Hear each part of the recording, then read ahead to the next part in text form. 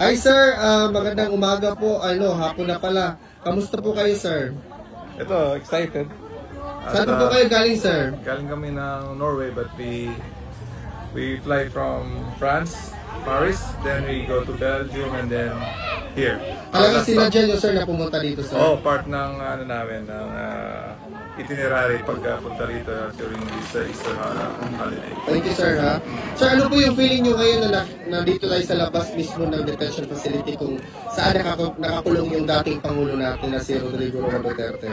Mixed emotion. Mixed emotion. Yeah, kasi masaya in such a way na maraming Pilipino nakikita-kita rito sa Europe.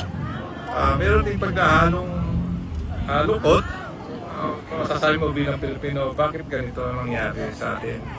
Bakit nagkaganito ang Pilipinas? Isang Pilipino kinulong sa ibang bansa. Parang merong hindi maganda na nangyari. But on the other hand, siyempre, may batas, no? But nangyari na to.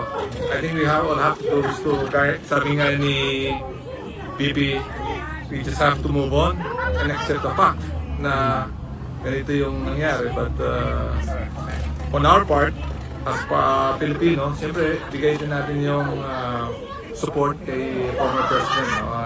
Kasi sino ba naman magsasabi sa atin na hindi siya naging mabuting presidente. No? Lahat na halos karamihan siguro, kung hindi totoo yan, I think hindi siya mananalong presidente or the first place sa daming bumoto sa kanya. But the mere fact na binoto siya, as an OFW, naramdaman mo kasi yung pagbabago ng panahon niya eh. Kasi ngayon, siyempre, hinahanap-hanap mo yung ganung pagkakatisik. Number one, yung security ba? Correct po.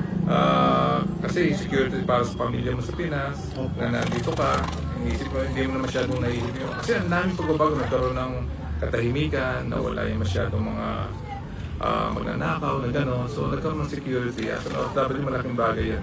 Sabi nga nila, no matter what, kahit na sino maging presidente, maghahanap buhay ka pa rin eh. Totoo po. Pero, iba yung meron kang peace of mind. Siguro yun ang malaking bagay na kaya nandito ako bilang pagsuporta kay former president. Sir, salamat talaga sir kasi ako mismo halos araw-araw ako dito, na-feel ko talaga na hindi talaga nawawala ng tao, galing pa sila sa iba't ibang lugar. Sir, message po sa mga kababayan na nanonood na wala dito ngayon, ano po bang kaibahan ng nanonood lang at saka yung talagang nandito ka personally? Because I believe na nakita mo ito sa news before. Yes, sa news, curious ka lang eh. You just pass by para manood ka lang TV. Pero dito yung atmosphere ba? Yung spirit ng Pilipino, yung pagkakaisa nila, mararamdaman mo. Apart from siya, napakabait, yung usual na culture ba ng Pilipino. Nandito talaga mararamdaman, kahit nasa ibang bansa ka. So,